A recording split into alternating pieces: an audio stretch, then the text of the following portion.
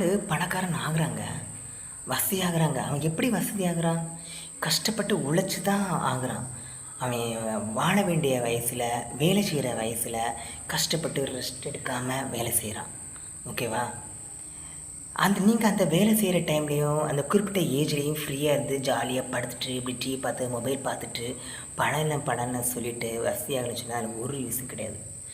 உங்கள் ஏஜுக்கு ஏற்ற மாதிரி நீங்கள் வேலை செய்யுங்க, கஷ்டப்படுங்க. குறிப்பிட்ட ஏஜ் பேர் நீங்கள் நிம்மதியாக வாழலாம். ஆனால் அது கடவுளே உங்களுக்கு நிம்மதியாக வாழ வைப்பார். ஃப்ரீயாக இருக்கும். எதுக்கு மூலமாவது வந்துருங்க. உங்களுக்கு கண்டிப்பாக வரும். நீங்கள் திங்க் பண்ணி பாருங்களா. நீங்கள் இப்போ கஷ்டப்படுறீங்களா, அதுக்கப்புறம் உங்கள் பசங்களே உங்களை கவனிக்க மாதிரி இருக்கும்.